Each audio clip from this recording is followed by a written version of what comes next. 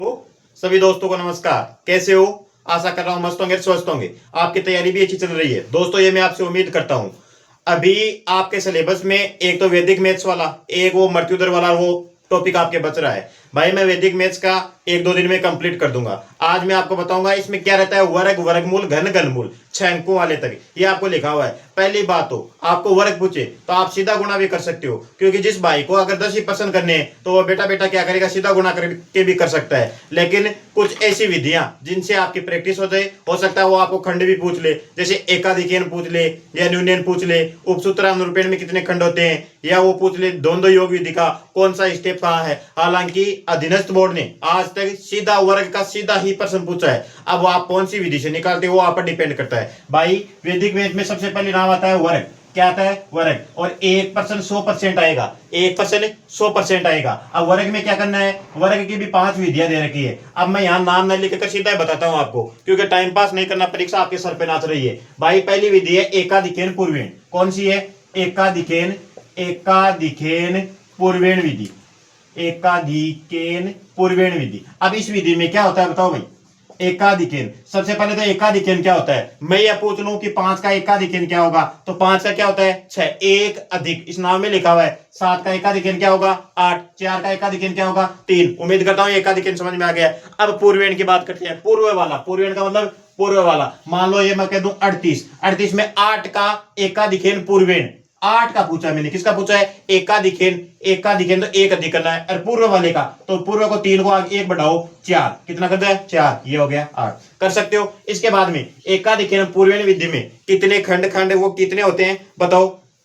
सबसे पहले तो इसमें वर्ग किस किन संख्याओं का किया जाता है भाई? जिनके लास्ट में 5 आता हो। कौन कौन से आता है? जैसे 15, 25, 35, 95, 115, 125। कर सकते हो। अब इनमें होता है, अब इसमें कितने खंड होते हैं तो देखो 15 का मान लो हम निकाल रहे हैं 95 का स्क्वायर। सीधा है, मुझे पता है आप सबको आ रहा है। भाई 95 में 5 तो लिख दो इधर, 5 का स्क्वायर। बचा क्या है? 9। और 9 को एक बढ़ाकर लिखना है, 9 को एक बढ़ाकर लिखना है। 9 और 1 10, 50, 5 का स्क्वायर कितना हो जाएगा? 25। 9 10 90, 90 25। इसका मतलब इसमें खंड कितने हो गए? 2। सुनो फिर से, एकाधिकेन पूर्वेण विधि में किन संख्याओं का वर्ग करते हैं? जिनके लास्ट में क्या आता हो? 5 आता हो। ठीक है। इसके अलावा इसमें कितने खंड होते हैं? 2 खंड होते हैं। अभी मैं आपको एक दो उदाहरण दे देता हूं भाई। आप इस ये टॉपिक कोई पढ़ने वाला है नहीं। अब मान लो 115 का स्क्वायर करवा रहा है आपको, बताओ लास्ट में क्या आ रहा है? 5। तो 5 का क्या करोगे? इधर स्क्वायर। बच गया क्या? 11। 11 को 1 बढ़ाओ, 11 को कितना बढ़ाओ? 1, तो कितना आ गया? 12। 5 का स्क्वायर करोगे कितना आ जाएगा?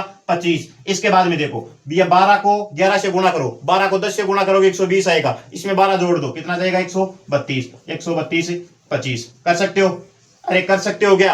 अब ये नहीं है कि एकाधिकेन पूर्वेण विधि द्वारा इसका वर्ग कर सकते हैं, किसी भी विधि द्वारा कर सकते हैं। समझ रहे हो? मान लो 995 आ जाए, कितना जाए? 995। तो कैसे करोगे रे बताओ? 995 का स्क्वायर।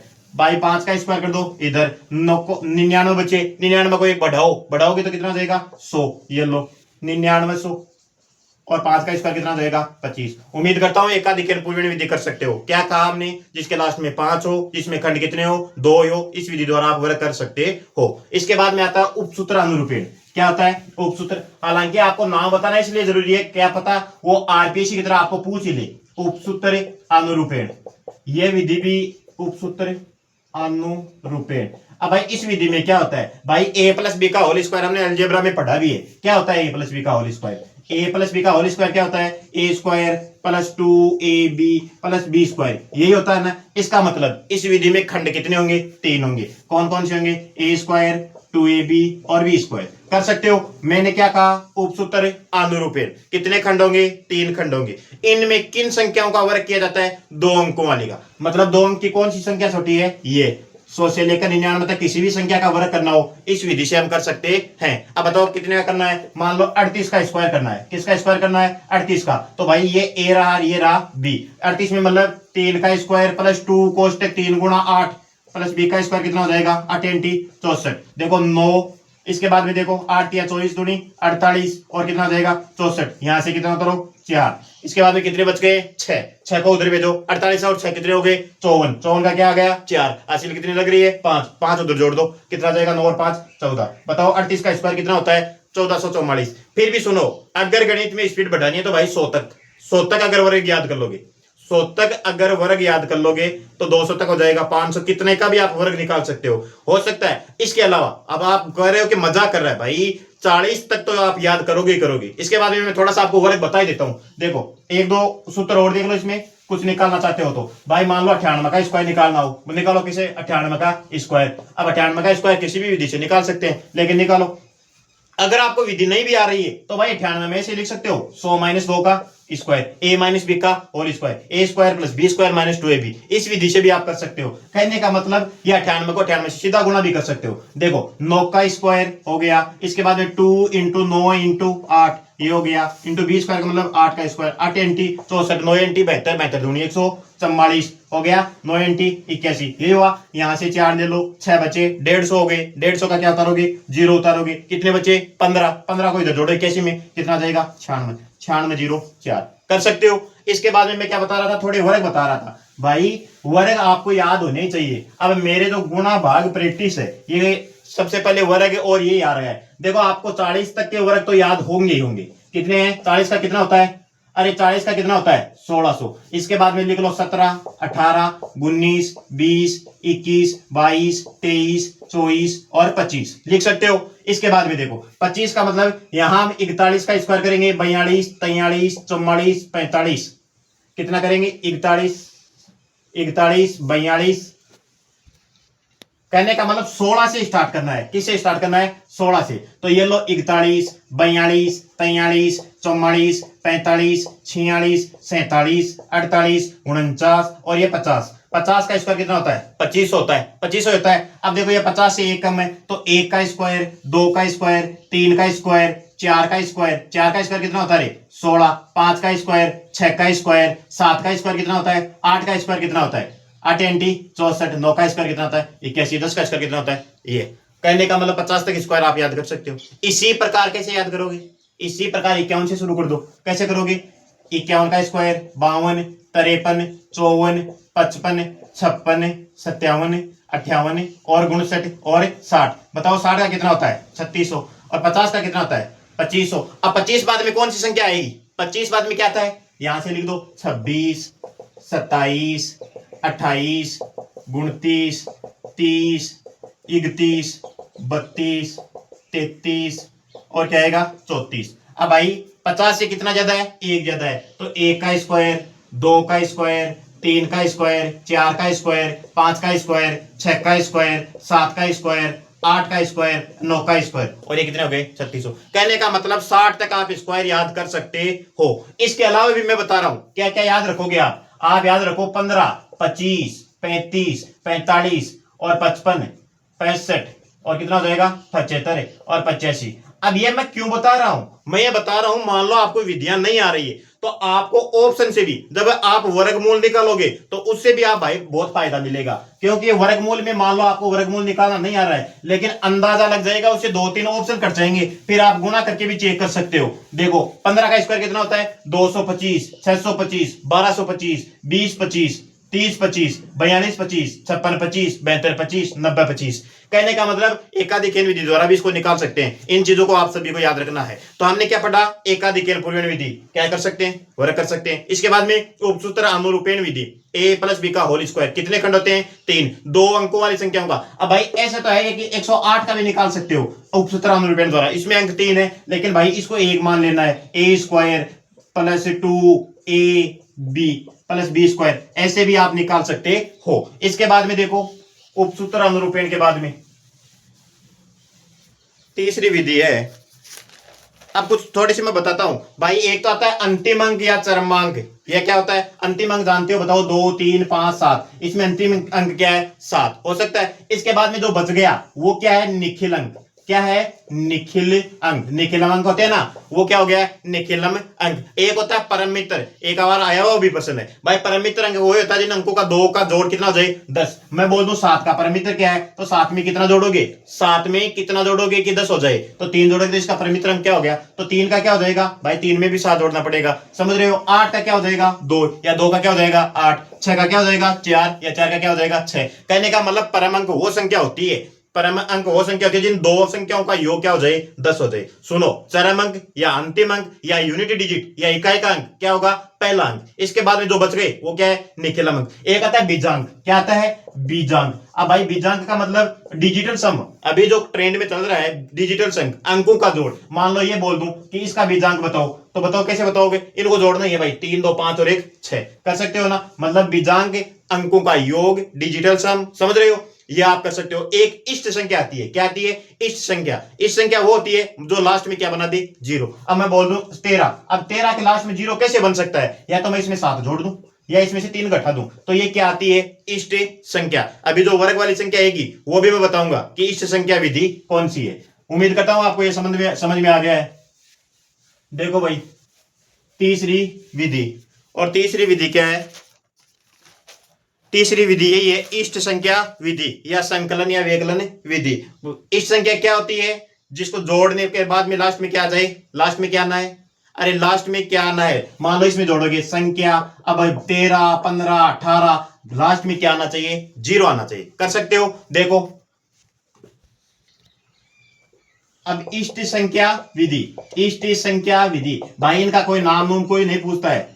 कहने का मतलब ये वैदिक में आई हुई संस्कृत भाषा चाहिए। अब देखो, इस संख्या में क्या सूत्र लगाना है? संख्या प्लस इष्ट संख्या। संख्या प्लस इष्ट संख्या लिख सकते हो। इसके बाद में क्या लिखना है? संख्या माइनस इष्ट संख्या। संख्या माइनस इष्ट संख्या प्लस इष्ट संख्या का स्क्वायर। यही करना है। मान लो अब क्या करना है आपको? ये सूत्र उत्तर भी याद रहे न रहे, सीधा भी निकाल सकते हो। सीधा निकालने के लिए थोड़ा टाइम लगेगा। देखो, मान लो 94 का स्क्वायर निकालना हो, अब इष्ट संख्या कैसे निकालोगे? बताओ, 94 में कितना जोड़ेगे? वो 0 हो जाए। 6 जोड़ोगे तो हो जाएगा, या 4 घटाओगे तो हो जाएगा। अब मान लो 6 जोड़ो, ये मतलब इष्ट संख्या क्या आ गई है? 6 आ गई है। 6 जोड़ोगे तो 100 बन रहा है ना। तो संख्या प्लस इष्ट संख्या और संख्या माइनस इष्ट संख्या प्लस इष्ट संख्या का स्क्वायर, ये होता है। अब स्क्वायर करोगे तो भाई माइनस में भी लोगे तो वो भी प्लस में आएगा। देखो, 94 और 6 कितने हो गए? 100। और 94 में से 6 निकालोगे तो कितना आ जाएगा? 88। ये आया प्लस 36। देखो, 8836 यही आया ना।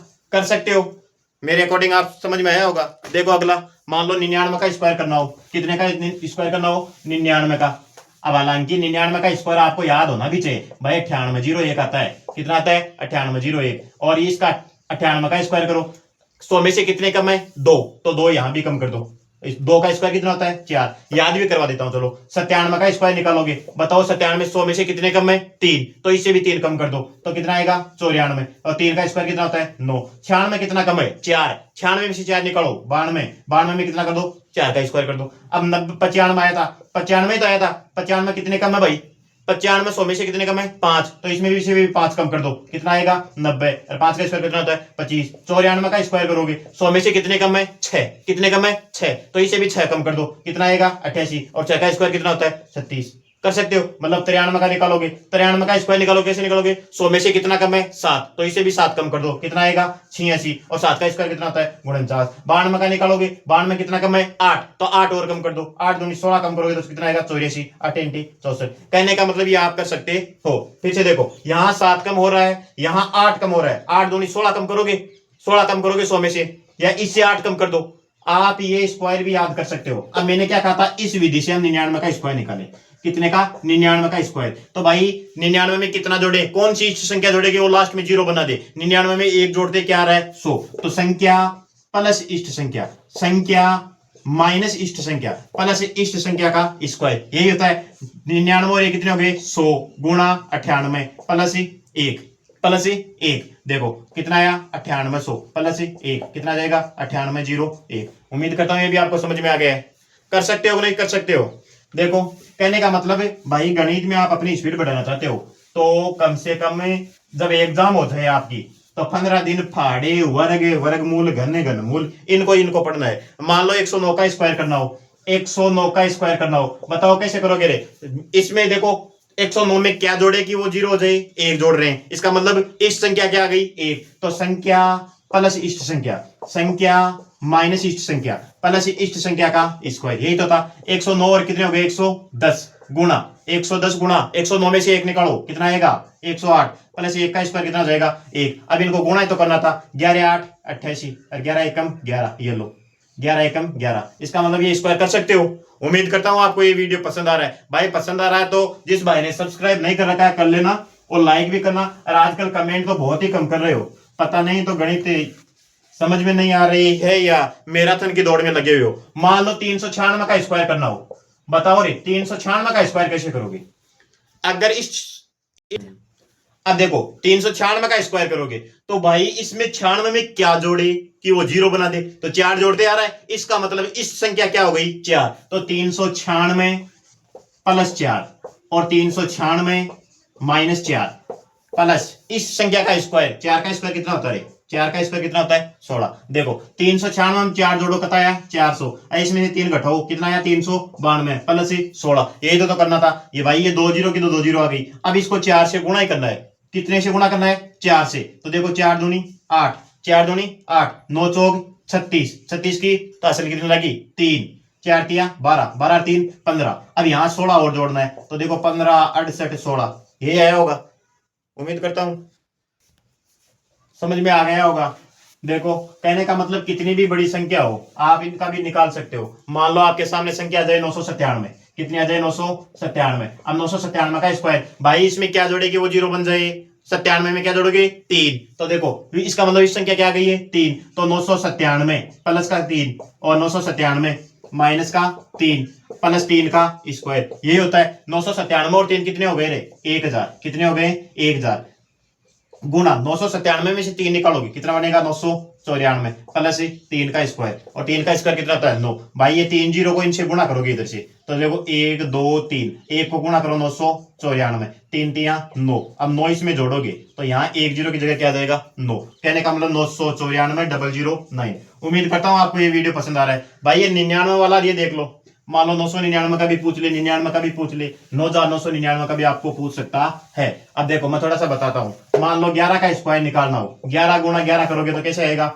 1 2 1, कितने एक का है 2, तो 1 2। मान लो 1 1 1 का स्क्वायर करोगे कैसे निकालोगे? सबसे पहले 1 2 3, क्योंकि संख्या कितनी है 3, फिर वापस कम करते हुए लिख दो 2 और 1। अब मान लो 1 1 1 इसका स्क्वायर करना हो, बताओ रे कैसे करोगे? संख्या के अंक कितने हैं 4, तो 1 2 3 4, फिर वापस कम भी करना है तो 3 2 1। अब मान लो 5 1 आ जाए 1 2 3 4 5, कितने भी आ जाए सीधा ऐसे भी स्क्वायर कर सकते हो। कैसे निकालोगे? कितने एक है 1 2 3 4 5, तो 1 2 3 4 5। अब वापस क्या करना है? कम ही करना है 4 3 2 1, कर सकते हो। इसके अलावा देखो 99 या ये आ जाए क्या आ सकता है? मान लो 9 का स्क्वायर पूछ ले, 99 का स्क्वायर पूछ ले, 999 का स्क्वायर भी वो सीधा पूछ सकता है, 9 9 9 9 का स्क्वायर भी वो पूछ सकता है। 9 का स्क्वायर कितना होता है? 81, कितना होता है 81। इसका मतलब इन सब में 9 तो है तो क्या आएगा 81। इसके बाद में एक 9 का तो कर दिया तो कितने 9 बच गए 1, तो 1 9 लिखो, जितने 9 लिखोगे उतनी क्या लिखनी है 0। देखो 9 का कितना होता है 81, यही लिखा हमने। एक 9 तो काम में ले लिया, कितने 9 बच गए 2, तो 2 तो यहां लिख दो और 2 ही 0 लिख दो, कर सकते हो। इसके बाद में देखो 9 का कितना होता है 81, यही होता है। कितने 9 बच गए 3, तो 3 9 तो यहां लिख दो और 3 ही यहां क्या लिख दो 0, कर सकते हो। कहने का मतलब अब ये क्या होता है कि आपको एक 2 मिनट तो आपको याद रहेंगे लेकिन फिर इनको आप भूल जाओगे। तो भाई परीक्षा बाद में अपनी स्पीड बढ़ानी है। मां सरस्वती इस बार आपका नंबर आ जाए बहुत ही बढ़िया है, लेकिन किंतु परंतु हो भी तो अपनी गणित को परफेक्ट करनी है। गणित को परफेक्ट करनी है तो कैलकुलेशन को आगे बढ़ाना ही होगा। देखो अगली विधि, अब चौथी विधि है। चौथी विधि क्या है? निखिलम विधि।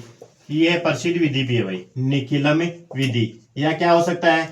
इसको आधार उपाधार विधि भी बोलते हैं। क्या बोलते हैं? आधार उपाधार विधि। या एक संस्कृत में और भी नाम है, यावदुनम तावदुनम, ऐसा भी कुछ इसका नाम है। कहने का मतलब इसमें क्या होता है? संख्या प्लस विचलन, यही होता है संख्या प्लस विचलन। अरे बोलो संख्या प्लस विचलन, और क्या होता है विचलन का स्क्वायर। एक तो ये है, ठीक है। इसके बाद में देखो क्या आधार क्या लेना है? हमेशा 10 की पावर में लेना है, या तो 10 लेना है या 10 की पावर 2 ले सकते हो, 10 की पावर 3 ले सकते हो, 10 की पावर 4 ले सकते हो। मान लो कहने का मतलब ये सूत्र याद रखोगे, खंड कितने हो गए 1 और 2, कितने खंड हो गए 2, और इसका स्क्वायर के लिए क्या आधार क्या रखोगे 10 100 1000, यही रखोगे। अब देखो पहली संख्या का स्क्वायर मान लो, फिर 99 का स्क्वायर करना हो, सपोज करो मेरे अकॉर्डिंग ये याद हो गया होगा। समझ रहे हो? 99 का स्क्वायर भाई विचलन का मतलब ये 100 के नजदीक है, तो कितना कम है? 1 कम है। इसका मतलब विचलन माइनस में आ गया, विचलन क्या आ गया? माइनस में आ गया। अब विचलन माइनस का 1 हो गया, तो संख्या प्लस विचलन, प्लस का मतलब माइनस का 1 और माइनस 1 का स्क्वायर, यही हुआ। अब देखो 99 में से 1 निकालो कितना जाएगा? 98। 1 का स्क्वायर करोगे 1 आएगा। भाई इसका आधार हमने क्या लिया था? 100। कितना लिया था? 100। और 100 में कितनी जीरो है? 2 जीरो, तो इधर भी अंक कितने लेने हैं? 2, तो 98 जीरो 1 कर सकते हो। देखो अगला क्वेश्चन, मान लो आपके पास आ जाए 116 का स्क्वायर करना। कितने का स्क्वायर करना? 116 का। कोई भी संख्या हो सकती है भाई 116 का। अब आप मन मन में भी कर सकते हो भाई सीधा 116, 100 में से 16 ज्यादा तो इसमें 16 जोड़ दो, कितने आएगा? 132। फिर 132 वाले 16 का स्क्वायर कितना होता है? 256। ये लो जोड़ो 56 134 कर सकते हो। अब आपको ये प्रैक्टिस होनी चाहिए। अब मेरे को कोई पूछिए कि 109 का स्क्वायर, तो भाई मैं 9 जोड़ देता हूं, 118 81। मेरे को पूछता है कोई 111 का स्क्वायर, तो 11 जोड़ देता हूं। 122 के बाद में एक और जोड़ना है, क्यों? 111 का मैं स्क्वायर कर रहा हूं तो इसमें 11 तो जोड़ूंगा, तो कहने का मतलब 122 आ गया, 122। इसके बाद में 121 और जोड़ना है, ये लो 21 3, ये लो कर सकते हो। कहने का मतलब आप कर सकते हो। अब इनका 116 का स्क्वायर इस विधि से देख रहे हो, तो भाई विचलन कितना हो गया है? 16। तो 116 प्लस 16, अब 16 का स्क्वायर कितना होता है? 256। ये लो 132 256। आधार कितना लिया था? 100 के पास है, तो इसका मतलब इधर अंक कितने रखेंगे? 2। ये 2 आया, इधर भेज दो, तो कितना जाएगा? 134 कर सकते हो। उम्मीद करता हूं आपको ये भी समझ में आ गया है। इसके अब 992 का स्क्वायर निकालना हो, बताओ कैसे निकालोगे? मैंने क्या कहा? इसमें आधार जार के नजदीक है, मतलब ये 1000 के नजदीक है, तो विचलन क्या आ रहा है? माइनस का 8। कितना आ रहा है? माइनस का 8। तो ये माइनस का 8 और कर दो, संख्या प्लस विचलन। अब आप सोच रहे हो प्लस, तो भाई विचलन माइनस में आ रहा है। यहाँ मान लो मैं यहाँ 1027 लिखता, 1027, तो ये 27 प्लस में आएगा, तो प्लस कर देंगे, इंटू विचलन का स्क्वायर। 8 का स्क्वायर कितना होता है? 64। 992 में से 8 निकालो, कितना बचेगा? 984। ये है। अब भाई आधार, आधार हमने इसके क्या लिया है? ये 1000 के नजदीक है, तो 3 जीरो आएगी, तो यहाँ 2 ही अंक है, तो एक अंक के पहले क्या लगा दो? जीरो, और क्या रखा? 984। उम्मीद करता हूं आपको ये समझ में आ गया है। भाई ये वर्ग वाला अब आपके दिमाग में एक ही प्रश्न है कि हम तो इसको सीधा ही गुणा कर सकते हैं। भाई एक बार तो सीधा गुणा कर सकते हो। अब मान लो 1027 का स्क्वायर करना हो, तो इसमें विचलन क्या आ रहा है? प्लस का 27 आ रहा है, तो भाई 1027 में 27 को जोड़ दो, और क्या करना है? इधर 27 का स्क्वायर कर दो। 27 का स्क्वायर कितना होता है? 729। और लो इसके बाद में देखो 27 27 1054। अब भाई आधार में कितने शून्य है? 3 शून्य, तो इधर 3 अंक रखने हैं। कहने का मतलब यही संख्या हो जाएगी। उम्मीद करता हूं आपको समझ में आ गया है। अब आप सीधा गुणा करते 1027 को तो बहुत टाइम लगता, इसी प्रकार किसी भी संख्या का कर सकते हो। अब मैंने पहले आपको क्यों कहा था कि आप शोधक वर्ग याद करो? शोधक वर्ग कहने का मतलब 60 तक तो आपको सीधा सपाट काम पड़ा ही है, और उधर में 91 से लेकर 100 तक आप सीधा याद कर सकते हो। फिर मैंने बीच में क्यों बताया था कि 85 का स्क्वायर कितना होता है? आपका जब ऑप्शन में मान लो कोई बड़ी संख्या दे दे, बड़ी संख्या आपको दे दे, तो आपको अंदाजा रहना चाहिए कि 72 25 इसका होता है, तो ये छोटी है या बड़ी, तो इसका मतलब जो ऑप्शन कट सकते हैं, इसलिए मैंने बताया था। बाकी भाई आपकी मर्जी है, आप याद करो या ना करो। उम्मीद करता हूं आपको ये समझ में आ गया है। तो देखो अब ये आधार वाला तो हो गया, अब क्या करना है आपको? उपाधार से भी आपको प्रश्न पूछ सकता है। अब उपाधार का मतलब क्या हुआ? मान लो आपको कितने का स्क्वायर पूछ रहा हो, वो पूछ ले 413 का स्क्वायर। कितने का स्क्वायर? 413 का स्क्वायर ये पूछ ले। कहने का मतलब संख्या वो कोई भी दे सकता है, तो भाई इसमें उपाधार अंक। अब इसका सूत्र क्या होगा? उपाधार विधि में सूत्र क्या होगा? उपाधार से केवल गुणा ही करना है। यहाँ उपाधार अंक से क्या करना है? गुणा। बाकी सूत्र यही रहेगा, सूत्र यही रहेगा। अब जैसे 413 का स्क्वायर करना है, तो भाई ये तो न तो 10 के पास है न 100 के पास है, तो हमने इसको मान लिया 100। आधार तो क्या मान लिया इसका? 100, और इसका उपाधार अंक मान लिया 4, तो 4 से गुणा करोगे तो 400 आ रहा है ना। अब 400 में से इसका विचलन कितना बच रहा है? 13, तो उपाधार अंक तो हो गए 4, और संख्या क्या है? 413, प्लस विचलन कितना है? 13, प्लस विचलन का स्क्वायर कितना होगा? 13 का स्क्वायर। अब दो 413 और 13 कितना हो गया? 426। 426 को गुणा करना है 4 से, और 13 का स्क्वायर कितना हो गया? 169, यही हुआ। अब 4 को 426 से गुणा कौन करेगा? भाई 4 को 400 से गुणा करोगे 1600 आएगा, 26 को 4 से गुणा करोगे 104 आएगा, 26 4 104। तो देखो 16 और कितना हो गए? 1704, ये 100 गुणंतर। दूसरी बात, आधार में कितनी शून्य है? 2 शून्य, तो 2 ही अंक इधर रखोगे, गुणंतर ये को इधर ले जाओ, 5017 कर सकते हो मेरे अकॉर्डिंग। अब देखो बड़ी संख्या आ जाए मान लो, तो क्या करोगे? अरे बड़ी संख्या आपके सामने आ जाए, जैसे जैसे आपके सामने संख्या आ जाए 3018, 3018 का स्क्वायर करोगे, भाई ये हजारों में आ गई, इसका मतलब आधार इसका क्या ले सकते हैं? 1000। इसको 3, इसका क्या रख देंगे? उपाधार अंक, तो ये 3000 के लगभग हुई, 3000 हो गई, 3000 हो गई, तो विचलन कितना बचा? 18। तो देखो जब उपाधार अंक से करना है गुणा संख्या क्या है, संख्या क्या है 3018, तो ये 3018 प्लस विचलन इंटू विचलन का स्क्वायर। अब 18 का स्क्वायर, अब जिस भाई को 18 का स्क्वायर नहीं आ रहा उसको पढ़ाने से मतलब क्या भाई, 18 को 18 से गुणा करोगे तो आपकी स्पीड किसी भी हालत में नहीं बनेगी। 18 का स्क्वायर कितना होता है 324, 318 3018 और 18 कितने हो गए 3036, और इसको गुणा किससे करना है 3 से, इतना यहाँ कितना आ गया 324। अब भाई 3036 को फिर 3 से गुणा करना है, तो 3000 को 3 से गुणा करोगे तो कितना आ जाएगा 9000, 3000 को 3 से गुणा करोगे कितना जाएगा 9000। अब 36 को 3 से गुणा करोगे कितना जाएगा, 36 108, मतलब 9108 आ जाएगा। इसके बाद में क्या है 324। अब देखो आधार में कितने शून्य 3 शून्य, इधर अंक भी कितने 3, तो ये क्या हो जाएगा 9108 324। मेरे अकॉर्डिंग आपको समझ में आ गया होगा। अब देखो पांचवी विधि, पांचवी विधि क्या है, द्वंद्व योग विधि। क्या है, द्वंद्व योग विधि। भाई ये क्लास आप यूट्यूब पर देखोगे तो शायद 2-4 घंटे मिल जाएंगे लगे हुए। मेरा उद्देश्य सिर्फ आपको बताना है क्या कौन सी विधि है, द्वंद्व योग विधि, द्वंद्व योग विधि या क्रिस क्रॉस विधि भी इसको बोलते हैं। अब द्वंद्व योग विधि से हम किसी भी संख्या का वर्ग निकाल सकते हैं। क्या कर सकते हैं, किसी भी संख्या का वर्ग निकाल सकते हैं। कोई भी संख्या आपको दे दे इसका वर्ग आप निकाल सकते हो। मान लो कोई भी संख्या, अब इसमें पूछेगा कितने खंड बनते हैं, तो भाई इसमें खंडों की संख्या बराबर नहीं होती है। खंडों की संख्या होती है 2n-1 में। मान लो आपको कोई 2 अंकों की संख्या दे दे या 3 अंकों की संख्या दे दे किसी, अब मान लो 3 अंकों की कोई संख्या है, 3 अंकों की कोई संख्या, और उसका आपको हमें खंड पूछ ले तो क्या करोगे 3 दूनी 6, 3 दूनी 6 माइनस 1 कितना हो जाएगा 5। मान लो 5 अंकों की कोई संख्या दे रखी है, 5 अंकों का मतलब 1 2 3 4 5 ऐसे दे रखी है, और इसमें हमें खंड ज्ञात करना हो। खंड ज्ञात करना तो दुगुने में से 1 कम कर दो, अंक कितने 5, तो 5 दूनी 10, 10 में से 1 कम करो कितना आएगा 9। कहने का मतलब 2n-1, 6 अंकों की संख्या हो तो 6 दूनी 12, और 12 में से 1 कम करो कितना आएगा 11। 8 अंकों की कोई संख्या हो